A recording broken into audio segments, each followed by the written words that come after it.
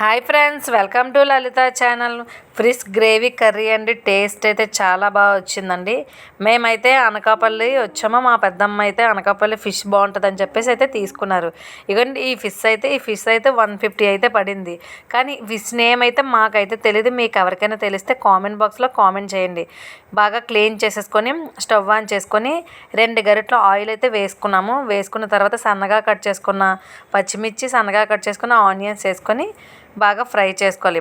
బాగా ఫ్రై అయిపోయిన తర్వాత మేమైతే ఒక 2 టమాటాలు అయితే వేసుకొని అవి కూడా సన్నగా కట్ చేసుకొని అవి వేసుకొని బాగా కలిపేసుకొని ఒక స్పూన్ అయితే సాల్ట్ అయితే వేసుకున్నాం. ఎందుకంటే ఆనియన్స్ టమాటాలు బాగా ఫ్రై అయిపోతాయి అని చెప్పేసి వేసేసుకున్న తర్వాత బాగా కలిపేసుకొని మనం ముందుగా క్లీన్ చేసుకున్న ఈ ఫిష్ ఉంది కదండి, ఈ ఫిష్ అయితే వేసుకొని ఇలా చూపించిన విధంగా ఇలా ఫిష్ అయితే మొత్తం వేసేసుకొని మనం ఇంకా నెక్స్ట్ ఎక్కువగా గరిట అయితే పెట్టకూడదు.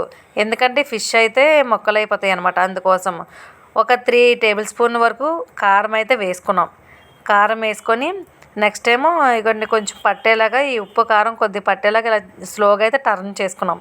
ఇలా టర్న్ చేసుకున్న తర్వాత నెక్స్ట్ కొద్దిగా 2 టేబుల్ స్పూన్లు అయితే అల్లం వెల్లుల్లి పేస్ట్ అయితే వేసుకున్నాం. మేము ఫ్రెష్గా అయితే అప్పుడే మిక్సీ చేసుకొని వేసుకున్న తర్వాత ఆ మిక్సీ జార్లోని కొద్దిగా వాటర్ అయితే వేసేసి ఇలా వేస్తాం అన్నమాట. మిక్సీ జార్లో వాటర్ వేసి ఇలా వేసేసి ఈ ముక్కలు పట్టేలాగా స్పూన్తో అయితే స్లోగా ఇలాగా టర్న్ చేసాం. ఒక హాఫ్ ముక్క అయితే నిమ్మ చెక్క అయితే పిండిసుకున్నాం అన్నమాట. టేస్ట్ అయితే చాలా బాగుంది. నిమ్మ చెక్క వేసుకుంటే సూపర్గా ఉంది. ఇలా అయితే ఫిష్ అయితే ఇలా కుదిపేసుకొని ఒక 10 నిమిషాలు అయితే మూత అయితే పెట్టేసుకున్నాం.